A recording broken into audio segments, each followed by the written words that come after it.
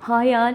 అందరూ ఎలా ఉన్నారు? నేనైతే చాలా బాగున్నాను. ఈరోజు మీకు ఒక మంచి డీఐవై క్రాఫ్ట్ చూపిస్తాను వెడ్డింగ్ కార్డ్స్‌తో.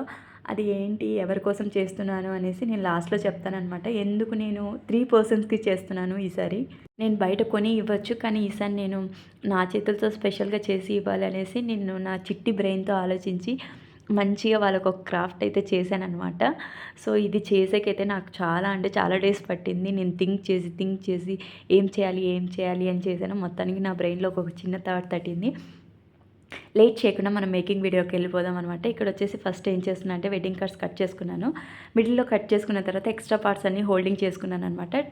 హోల్డింగ్ చేసుకున్న తర్వాత నెక్స్ట్ గమ్ అతికిచ్చేసాను. ఆ లాస్ట్‌కి గమ్ అతికిచ్చి అండ్ ఒక మంచి ప్రాపర్ షేప్‌కి తీసుకొచ్చేసాననమాట.